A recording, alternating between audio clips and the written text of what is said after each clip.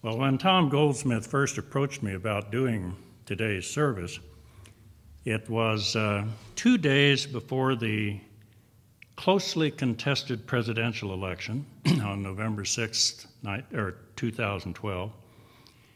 And one reason I accepted his request was that I was pretty sure I would have something to say about the year or years ahead of us, however the election turned out. Since it was easy, if you live in Utah, to envision a Mitt Romney victory and at least 4 years of conservative Republican, if not in fact Tea Party governance in the country. And since I knew many of my co-parishioners would view such a result as catastrophic, and since I knew this service would fall only 2 days before the commencement of the new year 2013, my temptation might have been to spend a little time reviewing previous New Year's days when things looked bleak. For example, I could have gone back to January 1st, 1933, when the country, and in fact much of the world, was caught in the throes of a Great Depression that made even our recent troubles look relatively mild, with joblessness at somewhere between 20 and 25%, at a time when most families only had one breadwinner, if any at all. The banking system was falling apart, and since at that point Inauguration Day fell on March 4th, Herbert Hoover would still occupy the White House for 2 more months before Franklin Roosevelt could take the oath of office. Or, leaping ahead 10 years, how about January 1st, 1943? The United States was locked in a bitter struggle with Japan in the Pacific, and Adolf Hitler controlled much of the European continent during the bloodiest war in human history, with the end still not in sight. 10 years after that, at the beginning of 1953, the Korean War was still in progress, but progress was hard to find as soldiers and civilians on both sides continued to die, with meaningful truce talks still in the future. And although no one could foresee it on New Year's Day 1963, we all know that year brought the assassination of John F. Kennedy in late November.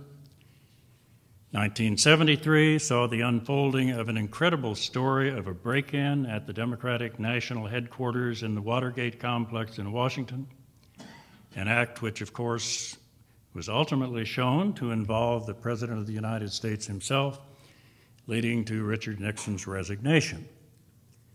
So I suppose the moral of this story is that there has always been bad news to go along with the good news, and often a lot more bad news than good. But of course, Mitt Romney did not win the presidency, and Barack Obama won a second 4-year term. Yet that result raises almost as many questions as it answers. So as a consequence, it seems to me it is still an excellent time to, to ponder, or if you prefer, a good time for taking stock. Now, if you keep up with the news, as I'm sure most of you do, your first impression may be that the presidential campaign, replete as it was with saturation attack ads, big money, that the campaign, notwithstanding the outcome, was pretty awful, depressing. But of course, the media almost automatically emphasized the bad news rather than the good, and the more sensationally bad it is, the better.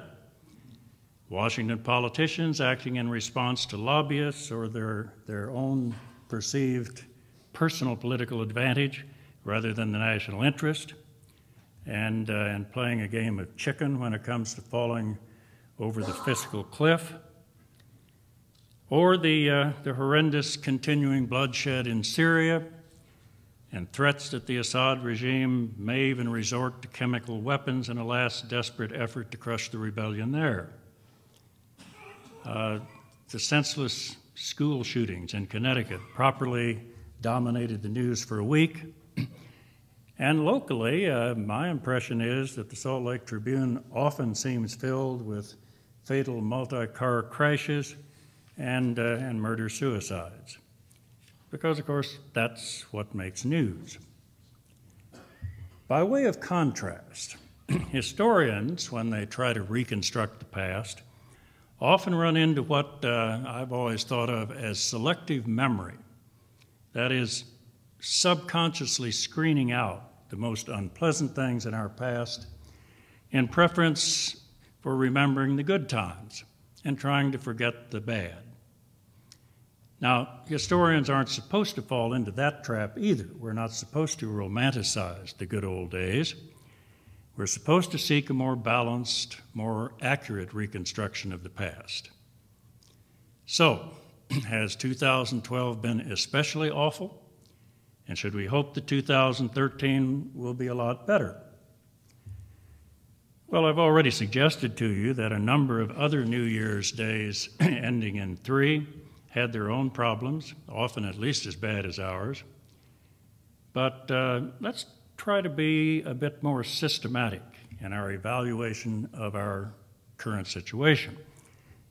And since I'm old enough to remember my grandparents, who were born, one grandfather in the late 1860s, the rest of them in the 1870s, I'd like to do a little comparison between today and the time that my grandparents were in their middle years, roughly in the period between, say, 1910 and the end of the 1930s.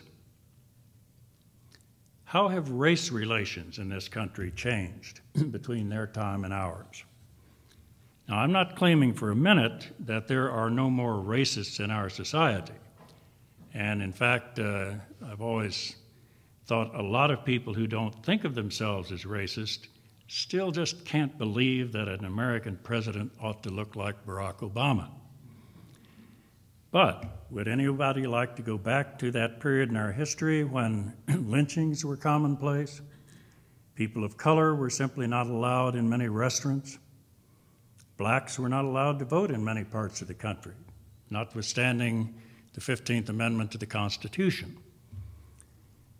Approximately 110,000 Japanese Americans, including over 70,000 who were U.S. citizens, were rounded up in 1942-43 and sent to relocation camps in places like Topaz near Delta, Utah. Now, sure, there are still plenty of Anglo-Americans who obsess over the presence of hundreds of thousands of illegal Hispanic Americans in the U.S., but I still think a strong case can be made for a certain amount of progress when it comes to questions of race and ethnicity. Or, how about the place of women in American life? The standard assumption in the years before World War II was that there was only one proper role for women, women of the right sort, namely that of stay-at-home wife and mother. And again, there's absolutely nothing wrong with that role then or now. My father, who was pretty traditional, gone-all-day dad in the 1940s and 50s, always said there was nothing that parents do that is more important than raising their kids.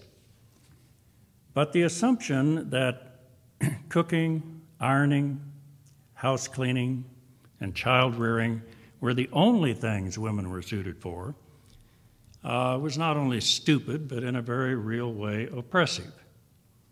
So are we all better off today in an age of not perfect, but at least better gender equality, at least here, if not in the Middle East? Well, you can decide that for yourself. The gay rights movement is still a work in progress, but my grandparents and most of their peers could hardly have envisioned a society where same-sex marriage had become a major issue, and in fact, minds are changing on that subject every day. And then there's the economy. Have you heard enough about the fiscal cliff over the past month and a half to hold you for a lifetime? And that problem has surely been as much about the dysfunctional nature of our political system as it is about the economy. The polarization of the two major political parties in Congress, their inability to come together to seek an acceptable compromise, it really kind of makes me yearn for the days when Lyndon Johnson could invite Everett Dirksen to the White House for a little good old-fashioned horse trading. Few economists deny that we, and in fact the world, face serious economic problems. But the question is, have we, as a people and a nation, been spending more than we can afford to spend, at least in the long run? And the answer is probably. Certainly the federal government cannot sustain trillion-dollar-plus deficits ad infinitum. Of course, living beyond one's means can be habit-forming. But as the gap between the very rich and the tens of millions who live at or below the poverty line, as that gap continues to grow, I think it raises moral as well as economic questions. So what should be done? Well, that's another worry for 2013. On the other hand, compare our economic situation today with the 1930s, particularly if, like my grandparents, you're trying to make a living on a little 80-acre farm in Jackson County, Kansas. While farmers with larger spreads had tractors, my grandfather Coombs was still doing his plowing with a couple of horses, one of them a cow pony named Bob, who wasn't much help. Their cash economy came generally from my grandmother's, what she used to call her butter and egg money. But at least they managed to keep their farm during the Great Depression, when many other farmers were succumbing to foreclosure. And I haven't even mentioned the Dust Bowl. Or we can broaden our discussion of the economy then and now to include a consideration of the basic comforts and discomforts of daily life. Even in the mid-1940s, my grandparents had no electricity in their farmhouse, no central heating, and of course no indoor plumbing. Try that lifestyle out on your children or grandchildren today. Still, I have always thought that happiness or even optimism is in some ways largely a matter of expectations. Compared to our expectations today, my grandparents had very low expectations. They didn't expect life to be particularly comfortable. They didn't expect to be entertained by something called a television set or read the news on their home computer. And the only person their generation knew who had a cell phone, actually a wrist radio, was Dick Tracy. But they had each other, and they had some appreciative children, and I'm pretty sure if you had asked them if they were happy, they'd have thought that was a very strange question. So for me, that's something to ponder. As we head into the new year then, I would suggest that we look forward to the challenges that we and the world will face, but also take some time to count our blessings, blessings that we already have. If, despite Robert Fulghum's urgings, you still make New Year's resolutions, how about resolving to reach out to those less fortunate, or even to neighbors or casual acquaintances who may have a different occupation, a different political orientation, or a different religion? You might be surprised at how much you and they have in common. And if, as we sometimes say, we're all in this together, that's not a bad way to face the future. Amen.